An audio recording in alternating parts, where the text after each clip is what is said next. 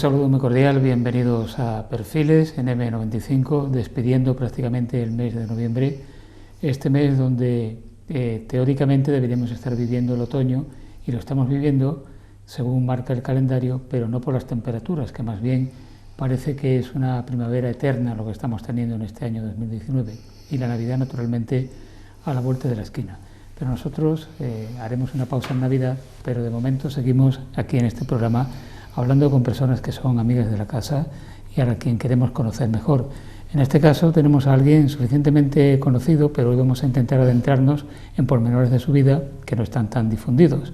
Él es Javier Robles de Acuña y es abogado, aunque dice que nunca ha ejercido, relacionado con los medios de comunicación y ejerciendo como periodista también en esta casa. En tu opinión también cuenta todos los lunes. Javier, bienvenido y gracias. No, gracias a vosotros. Es la primera vez que me pongo al otro lado de la mesa, ¿eh? Te reconozco que soy muy poco dado a contar mi vida, pero bueno. Sí, además, de vez en cuando está bien que uno se ponga en el otro lado, porque así se vive en propias carnes lo que significa cuando se entrevista a alguien, ¿no? Que viene un poco a pecho descubierto, sin saber qué se le va a preguntar ni qué se le va a decir, ¿no? Yo reconozco que soy más de preguntar que de contestar, pero bueno, voy a intentar hacer lo posible y lo mejor que sepa en esta entrevista. Yo te decía antes de empezar el programa que seguramente no habrá nadie más que se llame Robles de Acuña Terlinde, que es tu segundo apellido. Solamente mis dos hermanos.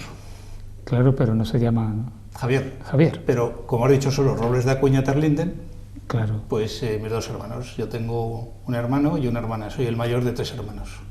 Porque, por ejemplo, mi nombre, Paco Moyano, pues hay unos cuantos que se llaman así, incluido un cantador flamenco. Fíjate, tiene una trayectoria importante. Pero el nombre de Robles de Acuña, ¿de dónde viene este apellido? Que además es compuesto.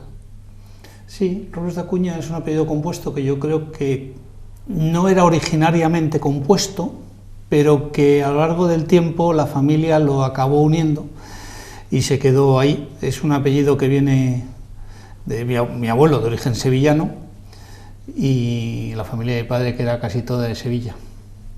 Pero tu acento no es sevillano precisamente. No, mi acento es madrileño. Yo nací en Madrid, no puedo decir que soy gato, porque para ser gato hace falta 2 generaciones, pero yo nací en Chamberí, nací en La Milagrosa y me bautizaron en Chamberí. Pues casi no se puede ser más castizo, de nacimiento y de bautizo. Pues lo que te digo, típico. Pero fíjate, es una historia, yo digo muchas veces que soy flamenco por los 4 costados, porque mi padre es de Sevilla y mi madre belga. No es flamenca, dentro de Bélgica sabes que están los flamencas y los valones. Ella es más de francófona, con lo cual es valona, pero yo como broma siempre digo que soy flamenco por los 4 costados. Flamenco de las Soleares y Seguidillas. Bueno, de eso también te diría que tengo un amigo dentista que probablemente no esté escuchando en Estepona, con el que antes iba mucho al tablao, porque a mí siempre me ha gustado mucho el flamenco. Y una vez que estábamos juntos viendo, creo que a una persona que conocerás, que a lo mejor Manuel de la Josefa. Hombre, tanto es así que fue alumno mío en el colegio. Pues Manuel estábamos escuchándole porque en un momento determinado, allá por los años 2013-2014, le ayudé a producir su primer disco y estábamos en una cena y yo empecé a tocar las palmas. A marcar el compás. A intentar marcar el compás. Y se acerca a mi lado y me dice: oye, no aplaudas que todavía no han terminado. O sea que no estaba muy acertado, ¿no? Para que veas cómo tengo yo las orejas y no son para sujetarme las gafas. Bueno, en ese sentido, yo cuando estaba en la universidad, estoy hablando de los años 70, organizaron en la facultad un coro, y yo fui al coro, y al segundo día de ensayo me dijo la directora: tú si quieres permaneces en el coro, pero mueve la boca nada más, no cantes de verdad. También tenía yo un oído en condiciones. Bueno, parecido a lo mío, parecido, sí. Sí, a mí me gusta mucho la música, pero reconozco que haber tocado un instrumento es algo que siempre he echado de menos. He intentado 2 o 3 veces empezar con la guitarra, Siempre me ha parecido muy bucólico esto de poderte sentar a la orilla del mar con tu guitarra y hacer de cantautor, o para momentos en donde te apetece estar un poco distraído, pero nunca he sido capaz de salir del primer compás. Ya, por eso está muy bien la flauta, tipo novela pastoril, ¿no? Que resulta efectivamente muy bucólico. Pero y eso, que yo tuve la suerte yo estudié en un colegio francés, que es el Liceo Francés de Madrid, y tuve la suerte de que este colegio francés, que como bien sabes es el sistema francés aplicado a extramuros, es decir, a extra Francia, había clase de música, es decir, no era muy normal que en la educación de aquellos años hubiera música. Y yo tuve una excelente profesora de música que se llamaba, porque ha fallecido hace unos años, Madame Toledano, y teníamos clase de música, de solfeo y de canto. Pues yo recuerdo que con 6, 7, 8 años ya empezábamos, y esto era una asignatura obligatoria y que contaba y mucho. No era de esto que se llamaba después una María. Y bueno, ahí cantábamos y nos hacía salir al escenario, o a la pizarra, o como lo quieras llamar, a cantar de uno en uno. Y allí teníamos que salir, ella tocando el piano y cada uno de nosotros a cantar lo que ella dijera. Es curioso porque fíjate que los niños cuando están en la edad infantil, que tienen 3, 4, 5 años, todos son artistas. Todos dibujan, todos cantan, todos son capaces de tocar una flauta, no hay ningún problema. ¿Qué nos ocurrirá posteriormente que nos atrofiamos en la vertiente artística? Bueno, yo creo que para empezar, el currículum cultural en este país muere enseguida. Es decir, no hay un seguimiento. Tú no ves hoy en día en las asignaturas nada relacionado con la cultura. Ni siquiera la gente que se dedica a las letras como yo, bueno, dices el de ciencias, bueno, pues a lo mejor hay poco, ¿no?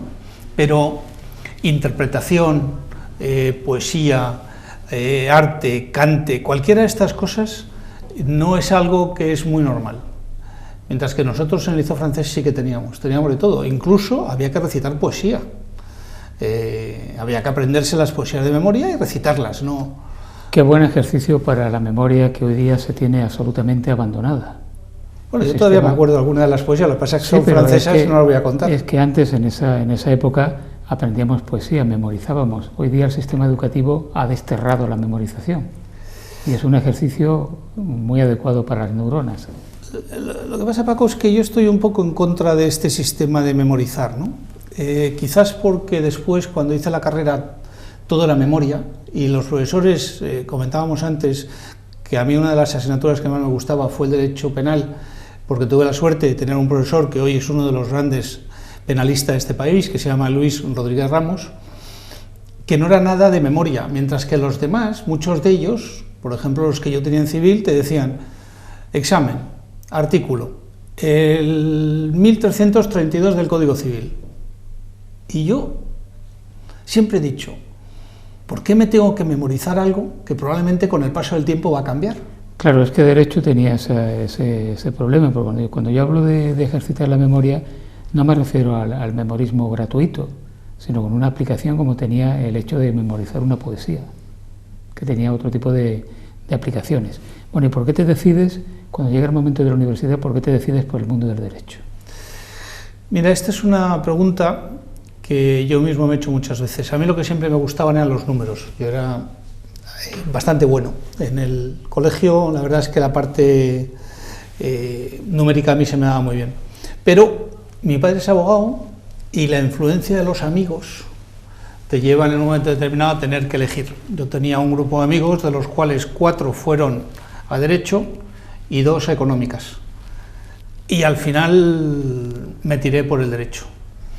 Derecho que me costó mucho sacar, porque como era algo que no me gustaba, pues la verdad es que me costó. Lo hice en 6 años, haciendo el servicio militar por medio. Ah, no está mal. Servicio militar por medio.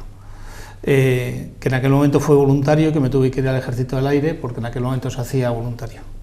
Pero no tengo ni recuerdo un expediente brillante ni nada. Recuerdo dificultades de tener asignatura, por ejemplo, como el Derecho Natural, que se me atragantaban, o como el Internacional Privado, que se me atragantaban y que me cerraban el público.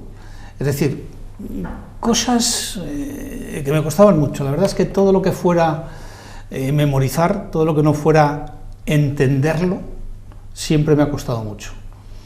Por eso... A mí lo que más me costaba era el derecho administrativo, sobre todo la parte de urbanismo, que eso no logré enterarme prácticamente nunca. Me parecía algo para iniciados, esa parte. Sí, bueno, todo. La verdad es que habrá mucha gente que nos esté escuchando que haya estudiado Derecho y que diga, joder, qué cosa más bonita, y otros que pensamos que, bueno, que el Derecho es una herramienta útil en la vida, como cultura general, pero que después, como toda la vida, te tienes que especializar. Es tan amplio y tan genérico que te sirve como eso, como cultura. En un momento determinado, por el hecho de haber pasado, en mi caso, casi 6 años por la universidad, 6 años muy divertidos, donde me hice campeón del mundo de mus. ¿De mus? Sí, sí. En Madrid, en la cafetería de la Universidad Complutense, donde yo estaba, el mus, el pincho de tortilla eran elementos fundamentales para la sobrevivencia. Era más sabroso el pincho de tortilla. Bueno, el pincho de tortilla se me nota.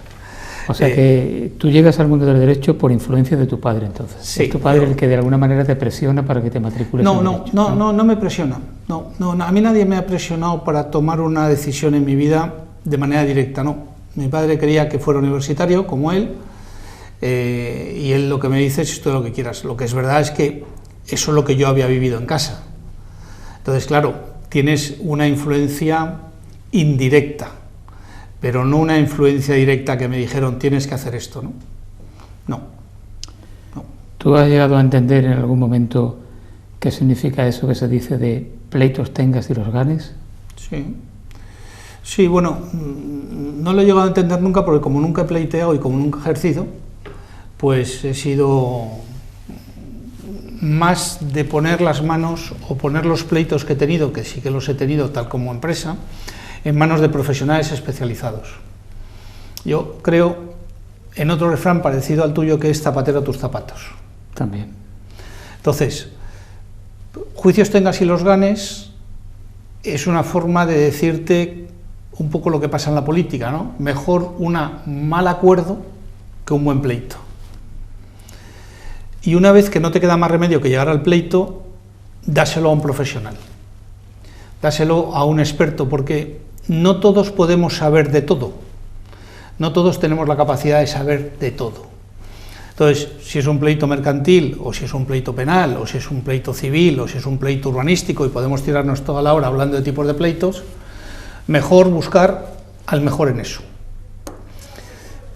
A mí me sorprendió en Estados Unidos un día, estaba yo con mi padre, y a él le gustaba mucho jugar al tenis, y se lesionó este dedo, se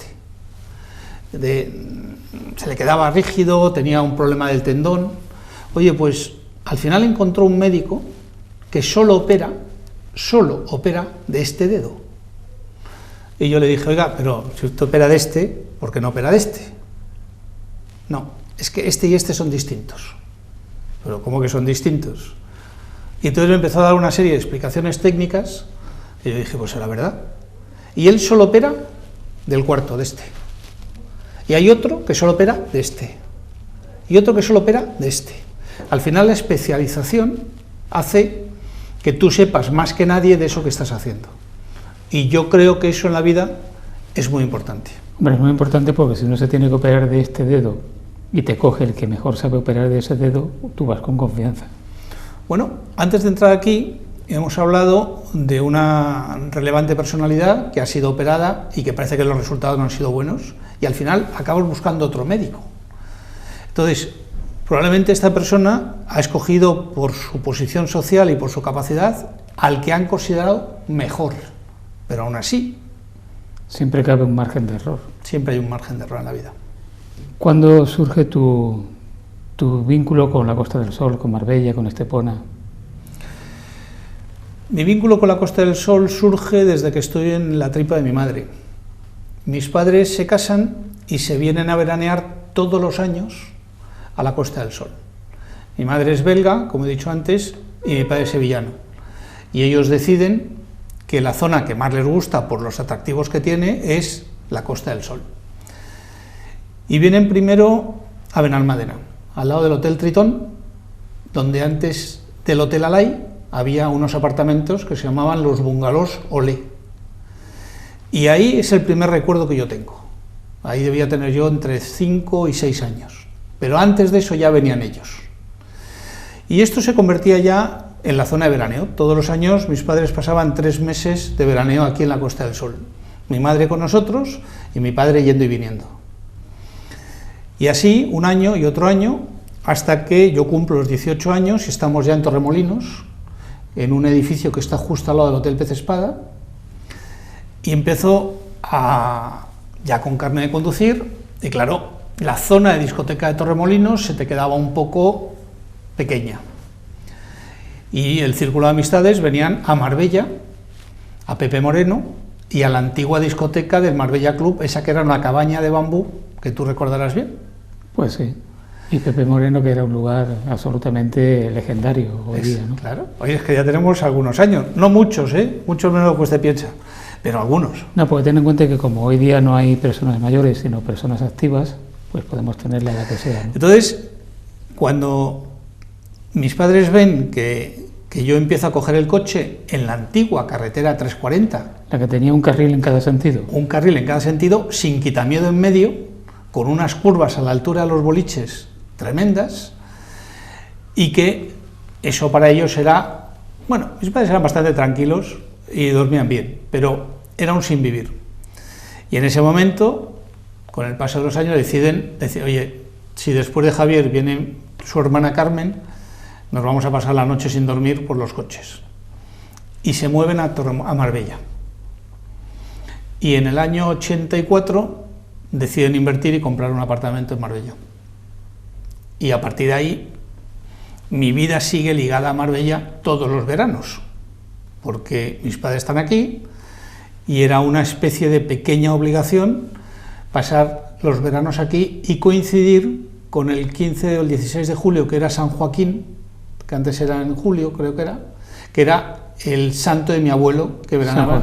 San Joaquín y Santana. Bueno, sigue siéndolo los padres de la Virgen, que se dice. El día, me parece que es el día 26 Santana y el día siguiente San Joaquín, o puede ser el mismo día. Entonces esto era en julio, y entonces mi padre nos hacía venir a todos para pasar con el abuelo el santo. No celebraban cumpleaños, celebraban el santo. Esto hace, Paco, que con el paso del tiempo, yo, que he vivido siempre en Madrid y viajando bastante, le decía a mis amigos, si algún día me pierdo, no me busquéis en Marbella, no voy a ir nunca a Marbella. Porque para mí era un sitio de obligado cumplimiento. Era un sitio que para mí tenía que organizarme de tal manera todos los años para pasar unos días en familia. Venir aquí, unos días con mi abuelo, que estaba en Fuengirola, la comida familiar, tal. Y esto era así.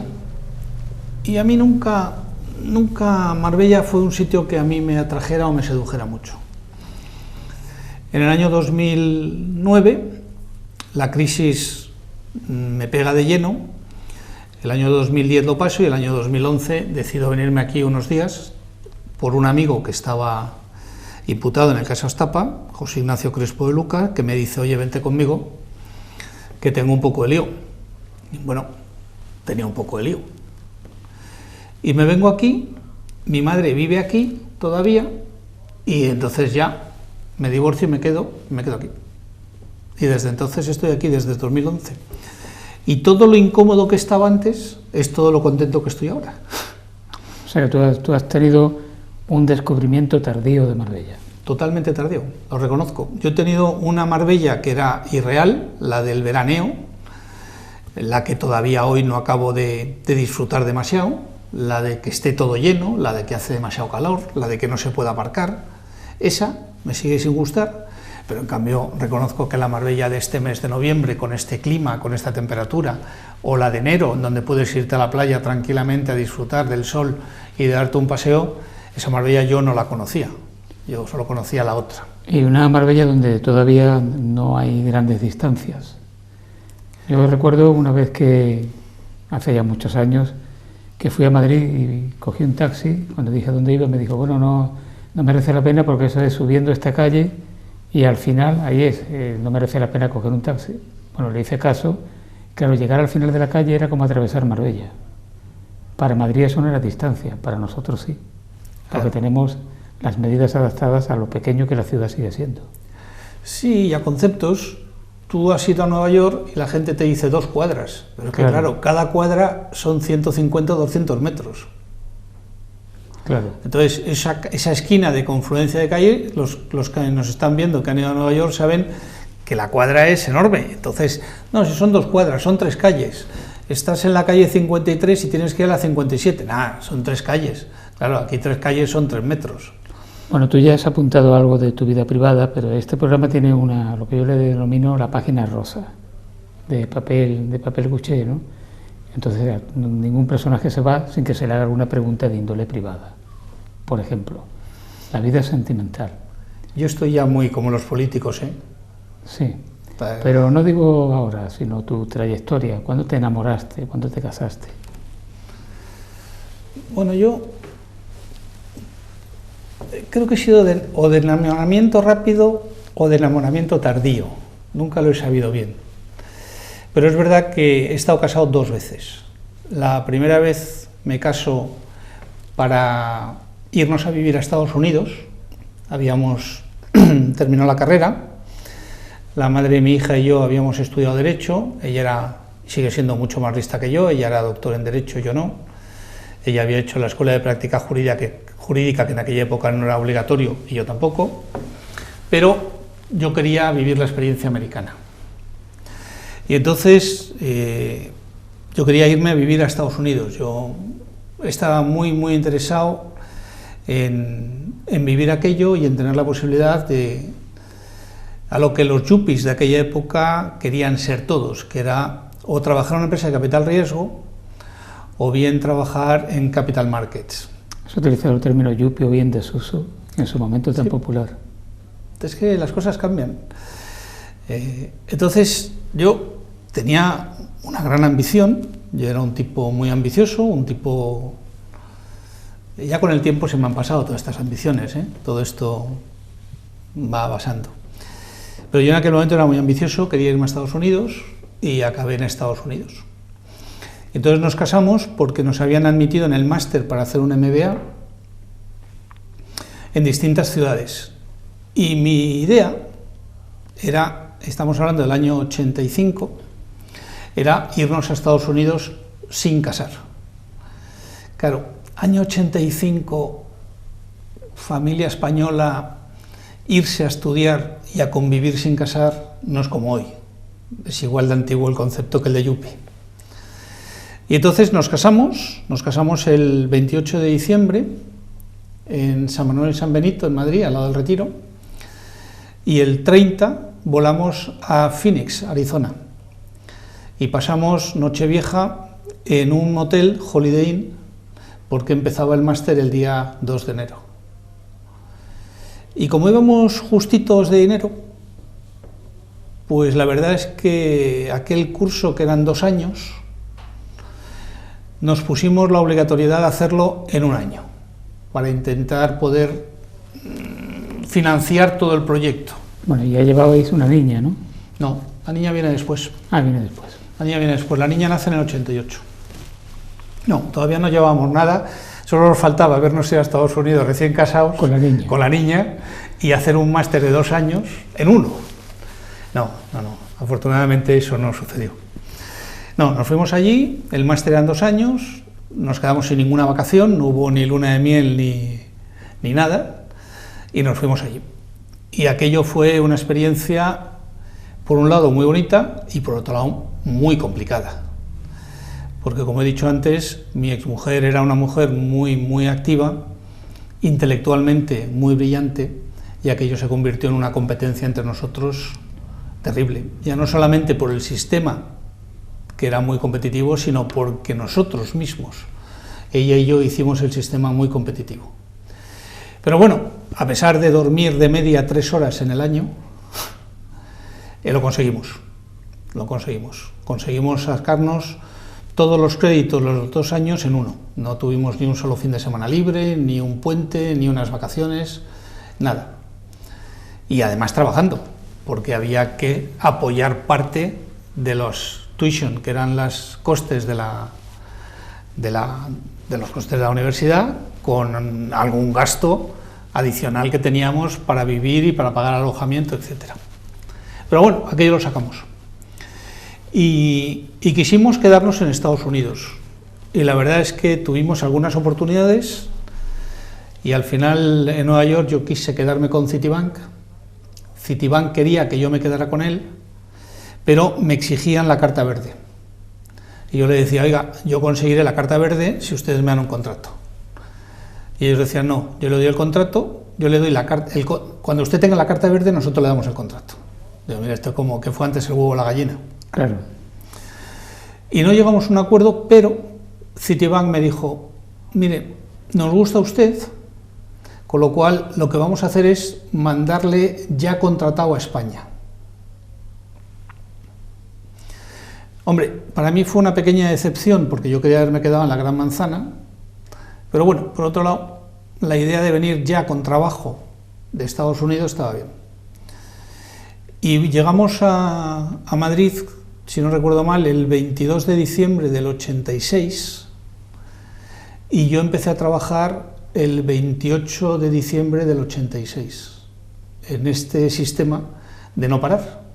Automáticamente, según llegué, automáticamente pasamos Navidad, 24, 25, digo el 28 porque ahora mismo no tengo la fecha, si el 28 era viernes, lunes o lo que fuera, pero yo recuerdo que ya antes de Nochevieja yo ya me presenté a Citibank y ya empezamos a tomar contacto para después seguir después del día 2 de enero, una cosa así. Y a partir de ahí la verdad es que siempre he tenido bastante suerte. Bueno, esto fue el inicio con la primera mujer. Correcto. Después se terminó esa relación. Luego se terminó, vino mi hija, nos separamos y la niña nació en el 86, hoy tiene 31 años, es dentista con consulta en Madrid, en Santander, y muy bien, la niña muy bien. Y luego vuelvo otra vez a repetir la primera experiencia en el 99. Y vuelvo a repetir la experiencia. Lo que no había aprendido el primer matrimonio, intento repetirlo en el segundo, y me dura hasta el 2010. O sea que tampoco habías aprendido mucho. Tampoco he aprendido nada. Efectivamente, no aprendí mucho. Pues hay un refrán que dice que no hay dos sin tres. Ya me coge un poco mayor. Ah, nunca se sabe. Efectivamente, nunca se sabe. Pero ya 2 experiencias son complicadas. Menos mal que en el segundo matrimonio no tuvimos hijos. Y además, Javier, antes se decía que cuando alguna mujer joven estaba enamorada de un hombre mayor era por el dinero. Eso se ha demostrado con el tiempo que no es así, que el amor realmente no tiene edad, que hay otra serie de valores, que es lo que hace a veces que los seres humanos estén juntos, ¿no? ¿Sabes lo que pasa, Paco? Que yo con la edad he aprendido muchos refraneros. Soy, como dice el refrán, niño refranero, niño pijotero. Y dentro de esto de que he aprendido muchos refranes y me gustan mucho y soy muy de refranes, tengo uno que utilizo bastante, que es: si quieres ser feliz como dices, no analices. Y yo ya no analizo. No me planteo, la mitad de las cosas no me las planteo. Es decir, las cosas llegan y si tienen que llegar, llegarán, pero evidentemente, y probablemente muchos de los telespectadores que nos estén viendo, que estén en mi misma situación, sobre todo las señoras, dirán: uff, ahora empezar a aguantar a otro que ronca y que me va a pedir que me ocupe de no sé qué y de no sé cuánto. Deja. Sí, lo de roncar es para pensarlo. Bueno, es un ejemplo, lo he dicho porque me he puesto en mi parte femenina, ¿no? Bueno, pues la página rosa la cerramos ya. Como quieras. Es suficiente. ¿Qué recuerdos te trae a ti David del Nomo y Willy Fox, ese que estaba inspirado en el Phileas Fogg de Julio Verne? Entre las cosas que he hecho en mi vida, que han sido... La verdad es que la vida ha sido probablemente profesionalmente muy generosa conmigo. Quizás yo haya ayudado también y por eso a lo mejor la parte afectiva, la parte personal se haya visto afectada, ¿no? Yo decía al principio que he sido muy ambicioso y desde el punto de vista profesional la vida me ha ido, yo diría que relativamente bien. He trabajado en empresas tan divertidas como Citibank, como Lancôme, como Chanel, como una empresa que se llama AC Nielsen, que es una empresa de estudios de mercado. He lanzado en España una compañía de juguetes que se llama VTech, Vitech, que la lancé de nada, en plena crisis del 92, con las 2 devaluaciones de la moneda. Hombre, esa compañía de juguetes, por la cantidad que has vendido, has debido ganar mucho. Es una compañía que hoy en día es la líder en el mundo del juguete educativo electrónico para bebés, y nosotros la lanzamos en el año 92 cuando nadie la conocía, cuando además los productos hablaban en inglés. Hicimos un trabajo, pero bueno, la verdad es que muy bueno. Y yo tuve también la suerte de que me diera la compañía la oportunidad de desarrollar eso en toda Latinoamérica. Entonces, por eso te digo que la vida profesional me ha ido muy bien, muchas anécdotas, muchas cosas. Luego, si quieres, te cuento las cosas más raras que he comido. Sí, bueno, pero dime primero lo de David el Nomo. Y entonces llego, en el año 2000, me llaman una empresa de selección de personal y me dice que el Banco Espíritu Santo está buscando un ejecutivo para una compañía que ha comprado en España que se llama BRB Internacional. BRB Internacional es una compañía especializada en dibujos animados, que entre otras cosas tenía en su momento David el Nomo, tenía Willy Fogg, tenía Artacan, bueno, las series más importantes de dibujos animados que todos hemos visto en la época de la televisión única, porque claro, ellos tenían ya algunos años de antigüedad. Y yo entro con ellos y entro con una participación accionarial y desarrollamos la compañía pues con productos como Pokémon y como luego toda una división de productos de merchandising deportivo, en donde tuvimos la suerte de tener el primer contrato que tuvimos fue el de Real Madrid, en la primera época de Florentino Pérez, cuando se va Ramón Mendoza y entra Florentino Pérez la primera vez al Real Madrid y saca a concurso los derechos de merchandising cuando ficha a Figo, a Beckham, a Ronaldo y a todos estos jugadores. Y nosotros le proponemos, puesto que BRB era una compañía que lo que sabía hacer muy bien era animación y merchandising infantil, ten en cuenta que nosotros llegamos a hacer con David el Nomo 3 millones de cromos en las tapas de los yogures de Danone. Bueno, entonces, esto del merchandising, que todo el mundo habla, BRB fue una de las pioneras en darse cuenta de que cuando tú estás en la televisión le puedes convencer a los niños de que compren el producto que tú quieres o a través del personaje hacer que el producto se venda. Con esta experiencia nosotros presentamos al concurso del Real Madrid, constituimos una sociedad con el Banco Espíritu Santo que se llamaba Prosport y ganamos el concurso y ahí conseguimos después del Madrid 11 clubes de fútbol más, incluido el Club de Fútbol Barcelona, que creo que ha sido la única experiencia donde el Barcelona y el Real Madrid han estado en manos del mismo grupo, que éramos nosotros. El Español de Barcelona, Atlético de Madrid, el Sevilla, el Huelva, bueno, la selección española, 11 clubes. Y ahí estoy con ellos hasta el año 2009, donde en la misma línea, lo que te estoy diciendo, sabiendo hacer merchandising y sabiendo hacer animación y conociendo bien el mercado de los niños, yo propongo al Consejo hacer una división de videojuegos online. Ya habíamos hecho videojuegos para consola y ya habíamos hecho videojuegos de cartucho para Nintendo y para Sega. Y yo les digo que para qué vamos a estar en manos de una plataforma cuando yo creo que el futuro va a pasar por esto. Estamos hablando del 2007, va a pasar por esto. Y que al final el móvil va a ser lo que maneje todos los elementos de la vida familiar. Y constituimos una sociedad para todo el tema del desarrollo. Y vamos a Corea, y donde el Internet está súper avanzado, Corea del Sur, y llego a acuerdos estratégicos con 3 o 4 compañías importantísimas del sector, y cerramos un acuerdo para hacer la primera plataforma de fútbol, parecido al FIFA, pero sin máquina, online.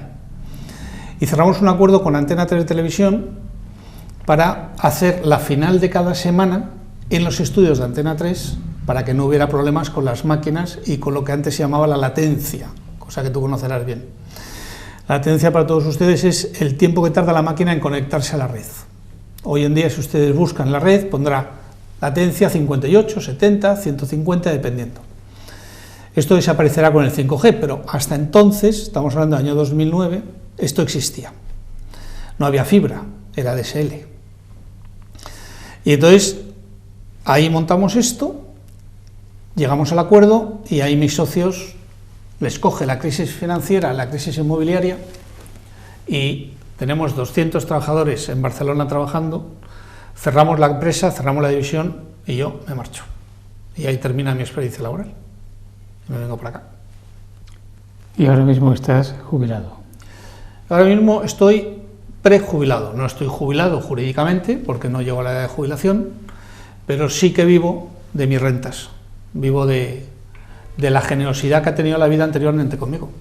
Entonces, claro, porque con todo ese tipo de experiencias comerciales, digamos, empresariales, la verdad es que tú has ganado dinero.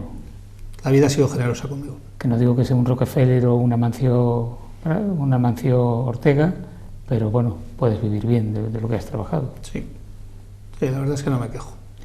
Bueno, ¿y tú te has parado a pensar, seguramente que sí, que realmente donde tú mejor te defiendes es en la comunicación, que tú eres un comunicador nato? Mira, yo he descubierto eso estando aquí en Marbella con un amigo tuyo que se llama Pepe Jerez en Estepona. Un día me llama Pepe y me dice: oye, tú que has estado en la lista de José Ignacio en el PES, ¿por qué no te vienes a la tele y a la radio a comentar los resultados electorales de las elecciones municipales del 2011? Yo, bueno, no sé, no me voy. Y en lugar de sentirme incómodo como mucha gente cuando le pones una cámara delante, a mí me gusta mirar la cámara. O sea, yo he trabajado con Antonio Mercero, hemos hecho cine como productora de Antonio Mercero, hemos hecho cine con muchísimos actores famosos, hemos hecho películas para Antena 3 y hemos hecho TV Movies para Telecinco, pero nunca me había puesto en este lado de la cámara, siempre como gestor del otro lado de la cámara. Y nunca pensé que me iba a sentir cómodo en este lado de la cámara, es decir, más de una vez, pues con los actores con los que estábamos rodando me decían: venga, haz un cameo, haz una prueba, haz una cosa. No, fíjate, mi trabajo está al otro lado, yo en este lado no. Y Pepe me llevó ahí, luego empezamos a hacer, porque es verdad que a mí me gusta mucho la ironía y me gusta mucho dejar las cosas a medias o crear una cierta incertidumbre cuando hablo, hacemos un pequeño, yo diría que editorial matinal en la radio de Estepona, a las 8 de la mañana. Y luego un día me invita a un programa que se llama Las Luciérnagas, que hacían en Estepona Televisión. Y a partir de aquí, algún día me invita a esta casa, vengo, yo mismo empiezo a hacer algunos programas de cocina, y un día Marta me dice: oye, que necesito que alguien presente el programa de debate. Bueno, además tú sabes que en M95, a mí me pasó igual, te hacen propuestas que no puedes rechazar, como la película de Francis Ford Coppola. Es que yo creo que... Y no es que te metan una cabeza de caballo en la cama, ¿no? Es un problema de lo bien que pagan y de los salarios tan altos que tenemos. Son ofertas... Ah, pues mira, esto está muy bien pagado. Claro, entonces, pero se puede pagar de muchas cosas en la vida. Pues eso es lo que voy a decir, que... Y aquí pagan altísimamente con cariño. Que los sueldos a veces es la amistad, la consideración, la cercanía, ¿no? El cariño, yo siento... Pero vamos a decir que eso no significa que vamos a dejar de cobrar, ¿eh? Ni mucho menos. No, ellos tienen el IBAN mío y enseguida lo ingresan, o sea que... Pero es verdad que aquí en esta casa, mira, hay libertad de expresión. Aquí nadie te dice... Tan importante. Aquí nadie te dice lo que puedes y lo que no puedes decir. Aquí, en los años que llevo colaborando con ellos, jamás me han dicho: oye, este tema no lo toques, o este tema... Entonces, eso, los lunes Yo hago la broma todos los lunes de que les paso una escaleta con el guión a los contertulios. Yo les pregunto lo que en ese momento se me ocurre, lo que ha habido en la novedad, en lo que puede interesar al telespectador, porque al final yo me pongo siempre al otro lado de la cámara, es decir, ¿qué le interesa al telespectador escuchar? ¿Qué quiere que le contemos? Y más de una vez cuando veo que se enrollan en discusiones un poco técnicas, les paro y digo, oye, explicarme que no lo entiendo, porque entiendo que el que está al otro lado de la cámara no lo está entendiendo. Y de la misma manera que cuando hablan dos a la vez, también intento que hablen de uno en uno. Yo creo que además tú has tenido la valentía en el último proceso electoral local de entrar en la jaula de los leones, es decir, el látigo en ristre, ponerte a debatir o a que debatieran todos los candidatos a la alcaldía de Marbella. Eso es una cosa tremenda que no sacasen los pies del tiesto. El mérito es de esta casa. El mérito no es mío. El mérito es de M95, que fue capaz de congregar a que vinieran. Yo, como tú sabes porque lo vistes, lo único que hice fue hacer las preguntas, morderme la lengua en muchos momentos, porque mi carácter me hace muchas veces querer opinar y hablar, y ahí intenté ser lo más neutral posible, y no opiné. Cuando hubo un rifirrafe, intentar pararlo para que los telespectadores entendieran qué es lo que estaba pasando, pero no creo que tuviera ninguna influencia. Pero el éxito es de esta casa, es de M95, que consiguió que todo el mundo viniera, que consiguió que todo el mundo aceptara que el protagonista, no, ellos sean los protagonistas, que el presentador no les dijera lo que iba a preguntar. Aquí vinieron sin saber lo que iban a preguntar y efectivamente al final todos salieron convencidos de que yo era del otro equipo. O sea, pero bueno. Hubo el intento por parte de alguno de subirse a la parra, pero en este caso el moderador fue certero, rotundo y cortó en el momento, hizo el cortafuegos en el momento preciso. Eso es porque tú me quieres mucho, Paco, pero tú sabes perfectamente fue así.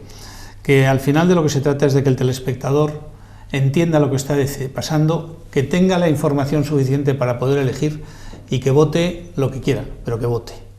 Y eso fue lo que esta casa permitió. Con absoluta libertad, con absoluta transparencia, con ni una sola recomendación, con ni una sola directiva, y es más, los candidatos vinieron sin saber qué se les iba a preguntar. O sea que el único que sabía las preguntas era yo. Aquí nadie más supo las preguntas hasta que llegó el momento. Y ya está. Y eso, yo creo que eso lo agradecieron los telespectadores, que son a los que nos debemos, porque yo pienso que esto es un entretenimiento. La televisión es un circo. Hay circos que me gustan, como es una buena película, que es un entretenimiento, un circo, y hay circos como Sálvame que no me gustan.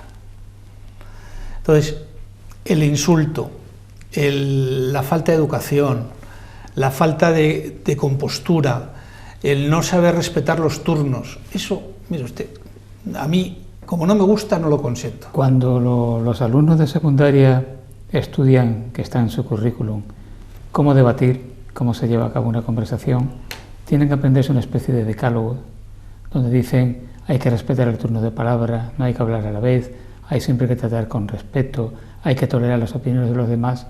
Y claro, cuando uno está explicando esto, siempre hay un alumno que te dice, pues eso no es lo que sale en televisión. Y uno dice, pues sí, desgraciadamente lo de la televisión es una vergüenza, porque no hablan, gritan, se pisan unos a otros, se insultan. Claro, eso a mí, pues en esta conversación que estamos teniendo, para yo poderte contestar, lo primero que tengo que hacer es escuchar. Si yo no te escucho, yo no te puedo contestar. Hombre, puedo hacer como los políticos hoy, que tú me preguntas qué hora es y yo te digo qué tiempo hacerá mañana. Claro, esa posibilidad siempre cabe. Dime de qué presumes y te diré qué careces.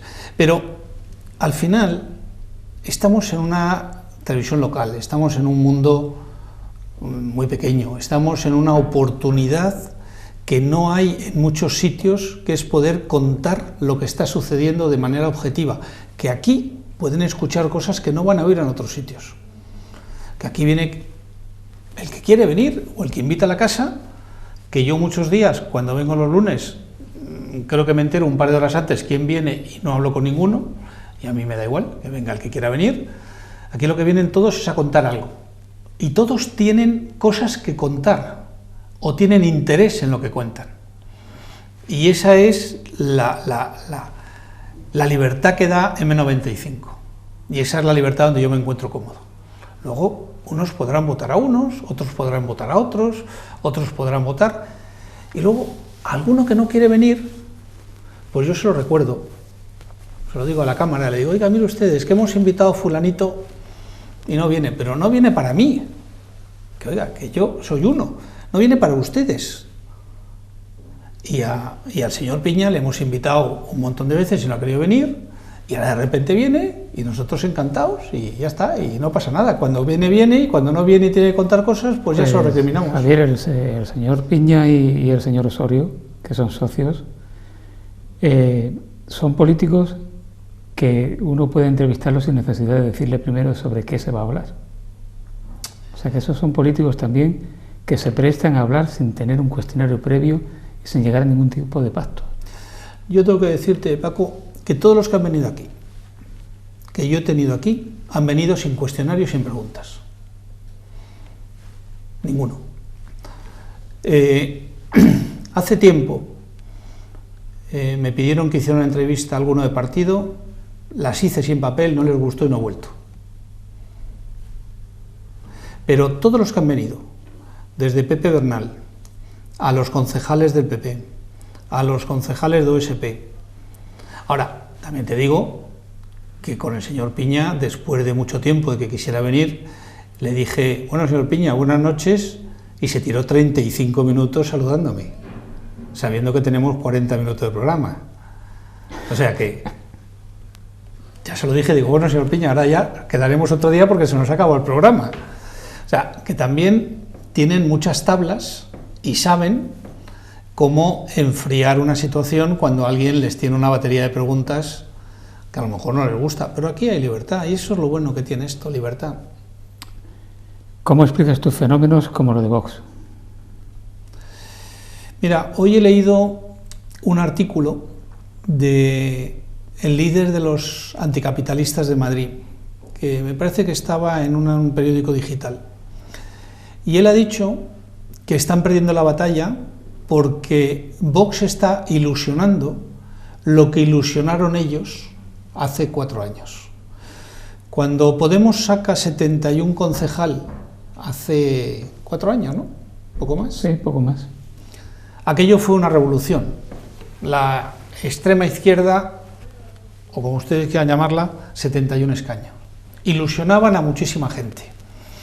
Yo conocía gente que habían votado tradicionalmente al PP, que por la crisis, por la defraudación del PP, porque se habían llevado sus negocios por delante de la crisis, etcétera, lo habían perdido todo, y Podemos les daba una cabida, les daba una alternativa. Hoy, desgraciadamente, ese Podemos se está trasladando a Vox. A mí los extremos siempre me han parecido malos. Y además terminan tocándose. Y siempre los extremos se tocan. Entonces, a mí el extremo, claro, el extremo marca mucho. Ahora dice mucha gente, claro, Casado no puede darle el apoyo a Sánchez porque Vox se lo come en las próximas elecciones. Yo oigo también a algún amigo mío votante de Vox que me ha dicho, si hay terceras elecciones ya no votaré más a Vox, votaré útil. No sé lo que es útil. Pero su palabra ha sido votaré útil. Entonces, a mí cualquier extremo me parece que, primero, radicaliza la vida, y todo lo que sea radicalizar, a mí no me gusta. Segundo, hace que sea más difícil encontrar puntos de encuentro. Y los cinturones sanitarios ya hemos visto en este país dónde llevan. No sé qué decirte. No me gusta Vox, no me gusta Podemos. Me gustaría lo que creo que va a suceder al final, que es que Sánchez está elevando el suflé al límite. Y también te digo, no me gustaría ser Casado hoy con las presiones que debe estar sufriendo. Porque claro, a Casado hoy le tiene que estar llamando hasta el portero del edificio donde vive para que intente llegar a un acuerdo con el Partido Socialista. Entonces... Bueno, lo que pasa es que ahora la izquierda republicana catalana tiene cogido a Sánchez, bueno, le tiene cogido el mango, porque se podría decir de otra manera más castizo por donde lo tiene cogido, pero lo vamos a evitar para que no me llamen machista y cosas por el estilo. Que tiene la sartén por el mango, vamos. Y el mango también. Y el mango también, la sartén y el mango. Ambas cosas. Menudo papelón tiene ahí Pedro Sánchez como forma gobierno antes de que empecemos otra vez con el run de terceras elecciones. Mira, Pablo Iglesias anunció ayer que antes de Navidades habrá gobierno. Sí, eso dijo. Yo creo que al final no va a haber gobierno. Todo el mundo dice que sí, que está todo pactado, que esto es como los perritos que se ladran pero que no se muerden y que todo es parte del teatrillo, ¿no? Que es la palabra que se lleva ahora. Yo creo que no va a haber gobierno porque es imposible que haya gobierno. Este gobierno, si es gobierno... Mira, Pedro Sánchez ya ha sacado la oposición, ya vive del cuento. Ya ha sido nombrado presidente, ya ha sido investido, ya a partir de aquí tiene sueldo de expresidente, coche de expresidente, es como Barbie. Tiene el coche del presidente, el despacho, la secretaria, el sueldo, lo metemos en el Consejo de Estado, ya tiene resuelto el futuro. Europa le está apretando porque hay que hacer otra vez ajustes. Y Europa, miren, ya lo intentó Tsipras en Grecia, y Varoufakis, ¿os acuerdan ustedes? ¿Dónde están? Ninguno de los dos está allá. Bueno, Tsipras sí, pero las pensiones en Grecia y todo lo que dijo que no iba a tocar, al final lo ha tenido que tocar. Porque nos guste o no, todavía el que tiene el dinero manda. Y Europa tiene el dinero, y Europa no le va a dejar a Sánchez hacer el endeudamiento que quiere hacer. Y si hace ese endeudamiento será a costa de subir impuestos. Y yo no sé de dónde va a subir más impuestos. Hombre, puede subir de la demagogia, de los ricos. ¿Vale? ¿Qué es un rico? Un hombre que gana 60.000 euros, usted que nos está viendo, que gana usted 60.000 euros, un director de banco, ¿es un rico? ¿Es un millonario? ¿Qué es un rico? ¿El que tiene 2.000 millones? Sí, ahí estoy de acuerdo, eso es un rico. Ese ya no está aquí. Ese ya ha llevado su SICAV a Luxemburgo o a donde ha querido llevarla, porque estamos en Europa. El que gana 60.000 euros comparado con el que gana 800 mensuales es un rico realmente. Sí, pero si tú hablas de 60.000 brutos al año, estás hablando de 5.000 euros al mes en 12 pagas, estás hablando de 3.500 euros netos. Ya, pero quiero decir que en comparación con el que gana los 800, claro, le parecerá un rico, bueno, evidentemente. Bueno, pero es que él ya gana, Pablo Iglesias y su mujer, Irene Montero, bueno, claro, ya no son los miluristas que decían, ¿eh? Entonces, yo te digo, 60.000 euros. He dicho esto por decir, ¿eh? 60.000 son 5.000 euros al mes, 5 por 12, 60. Quítele impuestos, 3.500.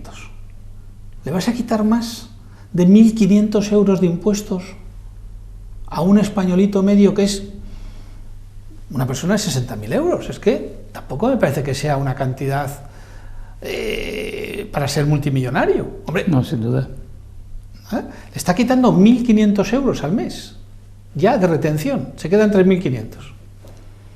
Entonces, esto yo creo, y vuelvo a lo que decía antes, que aquí de lo que se trata es de subir el suflé, de crear mucho miedo, y al final Pedro Sánchez cada día se parece más a Rajoy. Que el tiempo solucione, ya no hablo con los periodistas después de la campaña, ya no voy ni al plasma, y ahora ya que las cosas se vayan arreglando, y cuanto peor, mejor. Sí, solo nos falta lo del alcalde del pueblo. Además, parece que nuestros políticos han asimilado que mentir es bueno, o por lo menos no decir la verdad. No digo yo mentir, no decir la verdad es bueno, es rentable. Yo todavía me acuerdo de la definición de mentir, y ustedes se acordarán también. ¿Qué es mentir? Mentir es decir lo contrario de lo que se piensa con ánimo de engañar.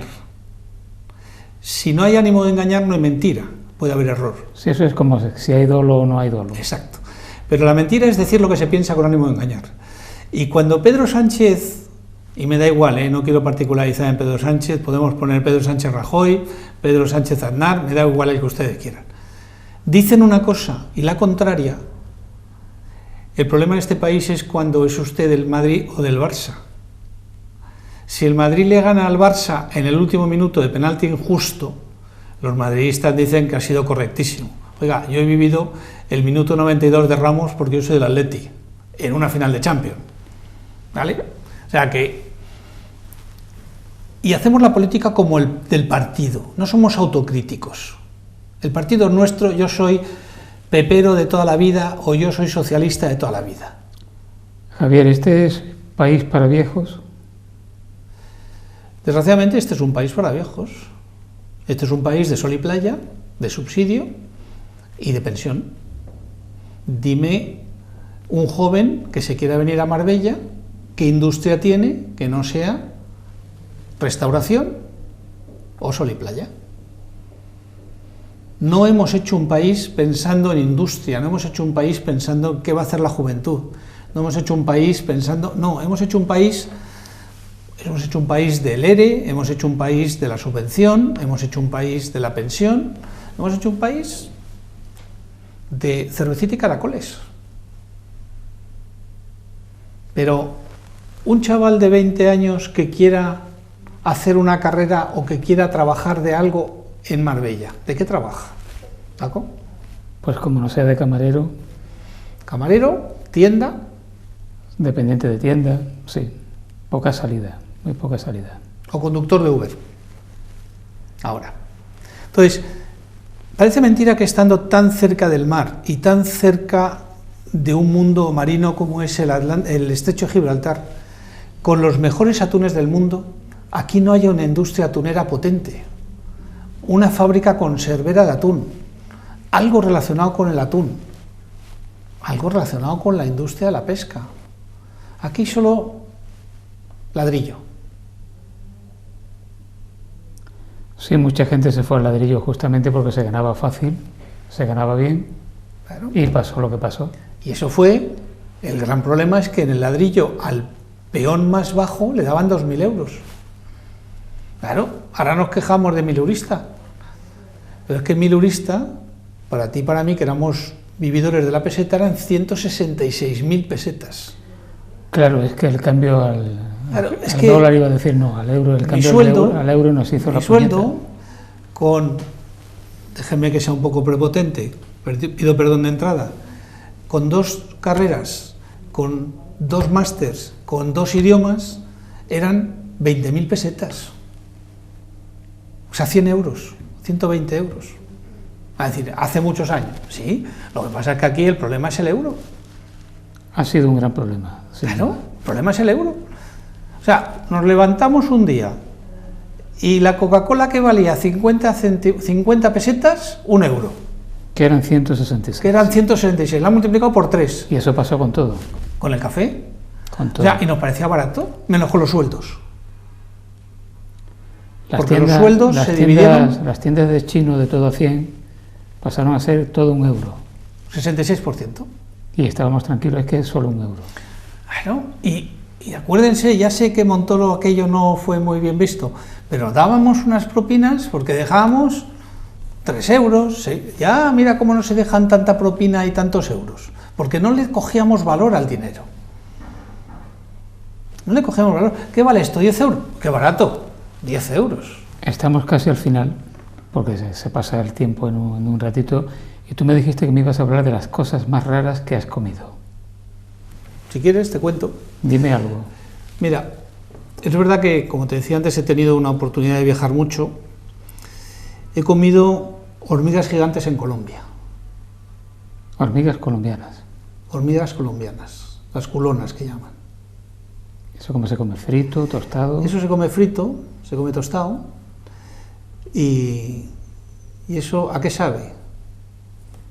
Pues sabe, primero hay que tener valor para una vez que sabes lo que es comértelo. Como en muchas partes del mundo se comen los saltamontes, se comen los alacranes. Yo eso lo he visto comer, pero no lo he comido. Yo he comido la hormiga. He comido serpiente de cascabel. En Arizona había mucha serpiente de cascabel y había muchos restaurantes de serpiente de cascabel. Y allí la serpiente de cascabel las cogías como de un acuario, como si fuera una langosta aquí, y decías esta. Te la mataban y ya está. Y te daban, a mí todavía debo tener por casa un certificado de que lo he comido. Y claro, me dices, ¿a qué sabe? Pues yo creo que cuando comemos algo que no sabemos a qué sabe, lo fácil es decir sabe a pollo. ¿Sabe a pollo? ¿El pollo a qué sabe? Yo soy incapaz de explicarles a ustedes a qué sabe un pollo. Es que la verdad es que un pollo no tiene sabor. Tiene el sabor de la hierba que le echas, o del condimento. Otra cosa rara, y probablemente a muchos de ustedes les causará cierta repugnancia, es seso de mono vivo. Seso de mono vivo. ¿Y eso lo has comido también? Estaba en Singapur. Bueno, digo una cosa, yo he comido seso de chivo, que debe ser una cosa similar. El tema es que en Singapur, cuando te quieren agasajar, tienen culturas distintas a las nuestras. Y entonces la mesa era una mesa redonda, con un agujero en medio. Y ahí meten el mono, y viene un hombre con una especie de hacha, como nosotros abrimos las ostras. ¿Has visto la máquina esta para abrir ostras? Sí, sí, sí. Pues una cosa parecida con la cabeza del mono. Creo que ahora ya lo van prohibiendo porque es verdad. Y luego te tocan cosas, ya te digo, aquella fue una experiencia que todavía me cuesta asimilar. Me sigo quedando con una buena paella y con unas gambas. En Corea he comido perro. Perro. Ellos crían una especie de raza parecida al bulldog, no es exactamente como el bulldog, pero muy parecida, igual que nosotros criamos cerdos. Y es un perro que solo lo crían para comer. Sí, que es un perro comestible. Bueno, que tiene una carne, perdonen, me han preguntado, una carne dulzona. O sea que también va a ser pollo el perro. Dulzona. Igual que le decía que la serpiente no sé a qué sabe, la del perro sabe dulzona. Pero ellos tienen su tradición y para ellos no es un animal de compañía. Es como si nosotros tuviéramos un chivito en casa. De compañía. O un cerdito, ¿no? Ellos lo crían solo para matarlo.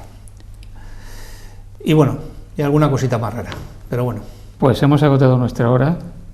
Javier Robles de Acuña, Terlinde.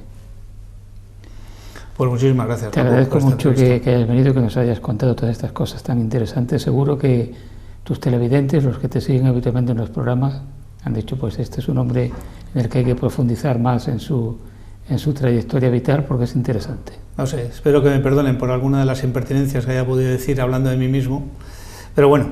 Hombre, es que tú has venido aquí a hablar de ti mismo. Es la vida de uno, claro. Has venido a hablar de ti mismo. Gracias. Gracias a ti, siempre, Paco. Gracias también a Marta Ortega y a Marta Vallés, como siempre encargándose de que esto se escuche y se vea en condiciones. Hasta la próxima semana, un saludo muy cordial.